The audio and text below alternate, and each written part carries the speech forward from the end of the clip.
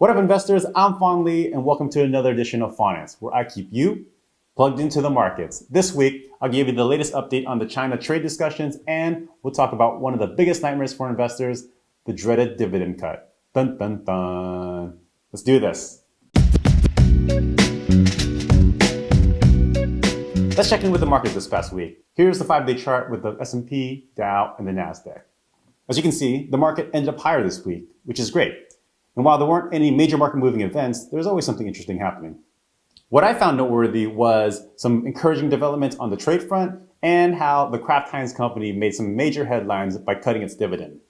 So what's the latest on trade? Well, first we have President Trump coming out and saying that the March 1st deadline is not a magical date, which implies that tariffs won't necessarily be ratcheted up on March 1st, which is promising. Second, President Trump and the President of China are discussing setting up a meeting sometime in late March in Mar-a-Lago. This shows progress.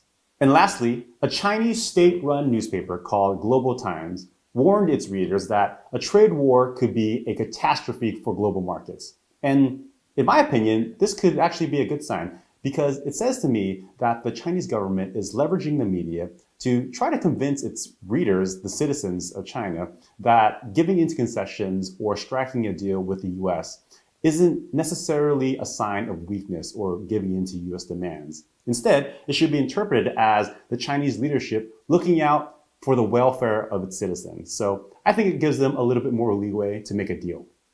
Now let's switch gears and talk about Kraft. If your name was Kraft, you had a really terrible week. Robert Kraft, the owner of this year's Super Bowl champions, the New England Patriots, was charged with soliciting prostitution in Florida. Not a good look. And the giant food company Kraft Heinz was pummeled by investors.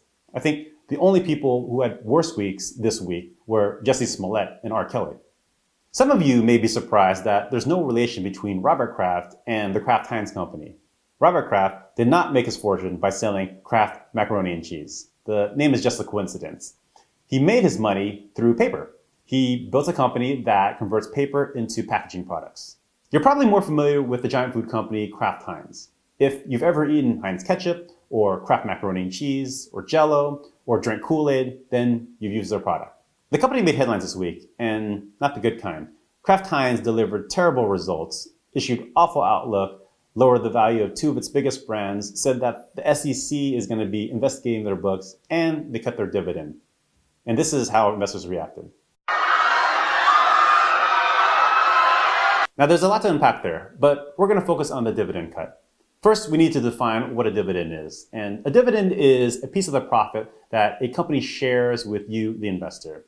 Let's say a company makes $100 in profit and it says to itself, you know, I really only need $98 to keep the business running smoothly. And the remaining $2, I don't really have a good use for it. So instead of letting it sit in the bank, I'm just going to return it to the investor. And that $2 payment to you is a dividend. Now, once a dividend is issued, investors expect a check for that amount or more on time every time. If not, there's going to be hell to pay. Imagine you had a job and your boss came to you and said, you know what, we need to cut your paycheck. You'd be pissed. And that's exactly how investors feel when companies cut their dividend. It also signals to investors that the company screwed up because you don't cut your dividend unless things are bad, real bad, like Katy Perry dancing to Migos bad.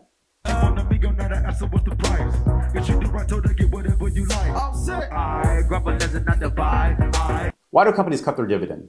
A lot of times it's because they need to preserve cash and they're not generating enough of it. And it's also a sign that the outlook for the business is pretty crappy, which is why investors hate it when companies cut their dividend and react so violently when they do. How do you prevent this nightmare and avoid investing in companies that cut their dividend? Well, one way would be to pay attention to demand trends. Take Kraft Heinz, for instance. If you're investing in a food company, pay attention to what people are eating, what they're drinking, what they're not. How are their habits changing?